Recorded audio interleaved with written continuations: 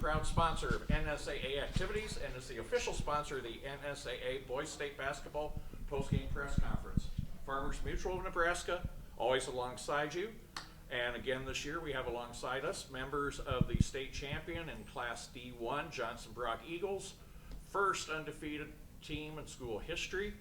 Happy birthday to Coach Lucas Dollinghouse and his players with us today. Kason Dollinghouse, Camden Dollinghouse, and Brody Kohler.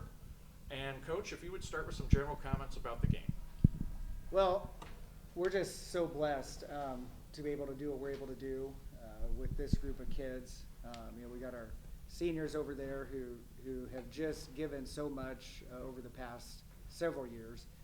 Just so thankful for having the opportunity to do this. This game we knew would be difficult. They were going to be tough. They were going to be ready to go. A lot of attention on this game.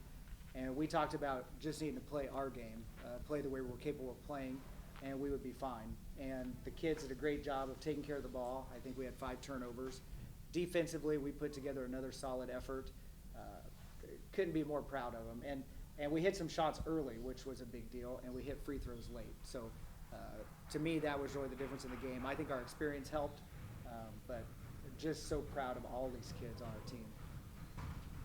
Open up for questions. Brody, big game for you tonight. Obviously 19 points to lead the way. What were you seeing out there? What was kind of working for you tonight? Just teammates were driving and kicking and just able to hit. Brody, same for you also. 19 points, team lead. You spent all 32 minutes out there on the court and 7 steals, and a lot of those led to baskets the other way. Just talk about what you were seeing on defense and how you were able to take the ball away so much. I was just getting my hands up and tipping basketball and going and finishing. Staying with that, Brody, maybe the biggest one was the swipe on Carter for the three-point play late. What'd you see there? He was kind of just holding the ball out, and I kind of poked at it and tipped it, and I was able to reach and grab it. Brody, when you hear the announcement that this is the first undefeated season in school history, that's got to mean something to you. How do you put that into words of the emotions that go with winning a state championship and capping it with an undefeated record? Feels amazing. That words can't even describe it. Camden, is there any pressure at that free throw line? You get the first one, the second one goes in a lot easier, but other than that, not really. Coach, maybe just kind of talk about that in general. Obviously, the free throw line was a big difference late there for you guys to be able to hold on to that. Kind of talk about the preparation that obviously goes into those pressure moments late in games like that. So, especially these 3 for sure, they've been entered into a lot of free throw competitions growing up. The Elks Hoop Shoot, the Knights of Columbus free throw contest, and they finished 1, 2, and 3 a lot of those times because they're in the same age group. And I know we've had national finalists, going to Chicago. I know Cam's done that, and we've gone to Denver, and just with those competitions, and those are pressure-packed moments. And I remember telling the twins growing up, the reason we're doing this is so that hopefully when you get to high school and you're playing in front of a big arena, and the state title is on the line, if you're lucky enough, that pressure isn't going to feel like anything compared to these free throw contests. And last year it paid off for us, and this year it paid off for us.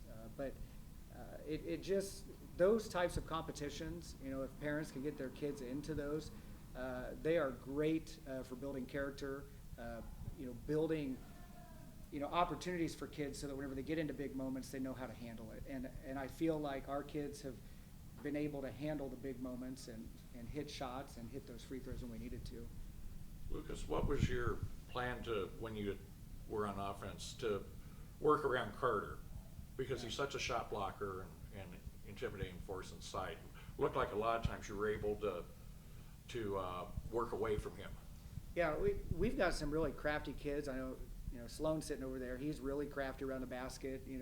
Just crossovers and laying it in. But I guess we talked about attacking, and we said we could attack. We didn't know if we would get the foul call or not.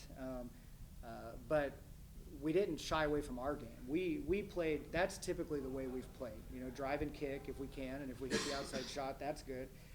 But we knew that he was going to be a shot blocker, and some of those drives weren't going to work.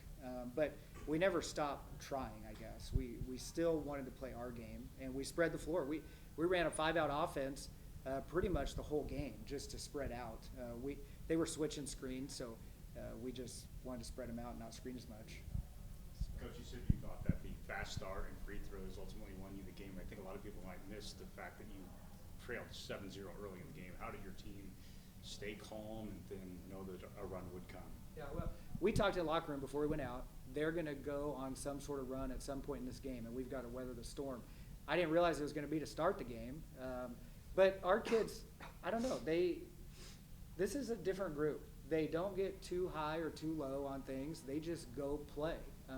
They don't get rattled, and they just battle back. They found a way. I don't call a lot of timeouts. I read in a book from John Wooden that you don't want to be the first team to call the timeout. Make the other team call the timeout first.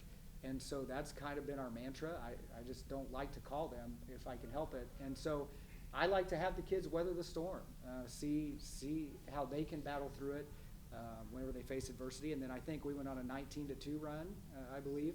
But that we've gotten down before in games and battled back. I just have to trust these guys. Kaysen and Camden, what's it like doing it alongside one another and your dad? It's very fun having my brother and my dad go along with it with me. It's a good feeling, but I'm hoping to again do it next year with the new group and get the same table again. Jacob, anything or anything? Coach, just talk about this two-peat and this undefeated season, what this means back home in the community. It's great. Johnson Brock went back-to-back in 97 and 98, and that I'm sure brought a lot of community pride. And then for us to win it in 19, and then we had a great group then, and then to do it last year was probably kind of a surprise. We've been building this group for a long time, this core group. This one is the one that we thought we could get. Last year, we wanted to get to the state tournament and get a feel for it, and then we went on a run, and it was a magical run. We played really well. But I think we played Lincoln Christian to start the year this year, and our JV had a 49-game winning streak over the past several years, and Lincoln Christian broke that the first game of the season. But these guys were all part of that 49-0 record over several years. And so we never really talked a lot about the undefeated season. These guys are good about just taking it one game at a time, and I don't feel like we ever felt the pressure of repeating. These guys are just gamers, and it doesn't matter how big, how fast. It doesn't matter what the opponent was. The kids just went and played our game, at a young age. And so it's good to see all that hard work, all that time in the gym.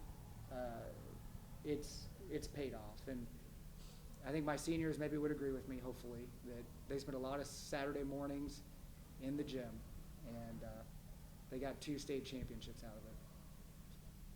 Camden, what did you see on that foul from Carter Nelson that ended up having him sit out a little bit? I tried my best to just get into his body because I knew he was going to jump, so I either had to pump fake and get up there or just let him fall on me. So Did you have a reaction after he had to sit out? it was better for our team. It was a big threat out. So And then when he came back and that momentum shift happened, what did you kind of do to stay composed? we tried to slow the game down a little more, stop speeding it up, work our pace. Okay, we thank you again, members of the Class D1 back-to-back Johnson Brock Eagles, 28-0. Congratulations again.